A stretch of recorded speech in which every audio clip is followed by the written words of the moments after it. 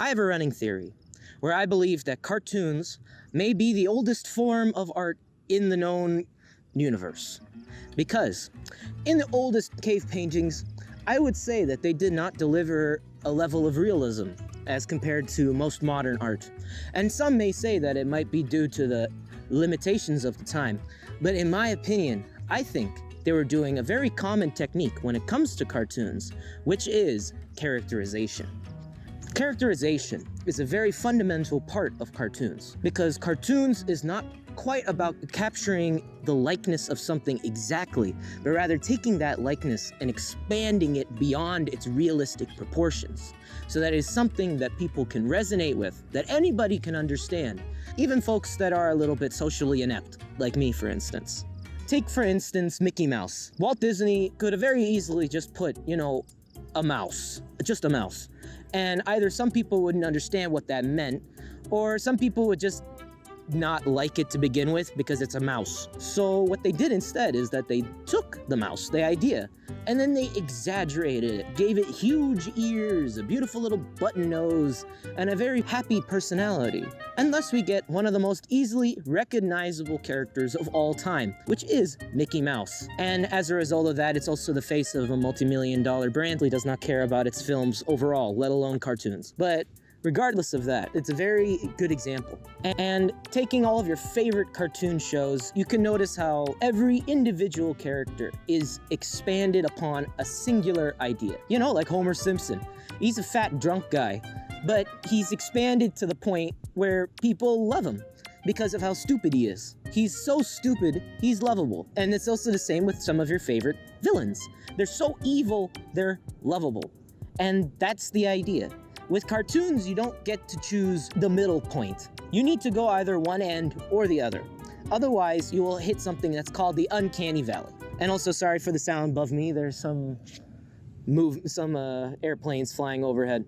This is probably gonna get cut anyways. But yeah, and so here are a few fundamental parts of cartoons that I think you guys can learn to get started. First off, shapes. Shapes is a very important part of cartoon character design because shapes themselves have a language. It doesn't make any sense when you first think about it, but hear me out, all right? Sharp points. Pointy things hurt. They're dangerous. They're not good for you, right? Well, think of some of your most favorite cartoon villains on Earth. They always have something pointy on them, right?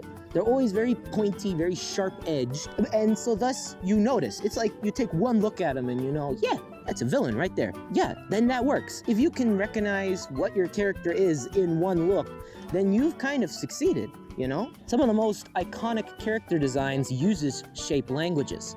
Some uses squares for stability or strong will, while circles tend to be lovable, soft, and cuddly, and sharp edges tend to be more dangerous and determined. The same applies to color, which is our next essential point. Usually cartoons with very monotone, not very flashy colors, it looks boring.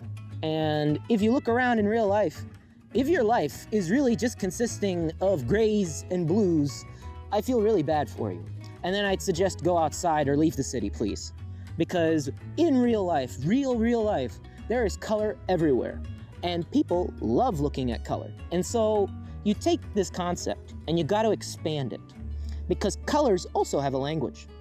Green tends to be relatively calming colors. But they can also mean something like greed, envy, while another color would be yellow. In France, yellow means betrayal, but it also can represent joy. Blue tends to be the color of royal, while also being the color of peace and serenity. And so you see, you can play around with a lot of these colors based off of what you feel is right. And that's kind of the basics of a lot of cartoons. You have to just go off of feeling while also showing it to other people. If you show it to other people and ask them what did they think of this character, if their guess is pretty close to what you envisioned of your character, then you're on the right path. You're not going to show them a villain character and then they say, oh, this must be the good guy. And another thing is that you gotta get the personality. Personality is a very important part of all cartoons. It may have worked for Disney's original movies to have very one-sided characters.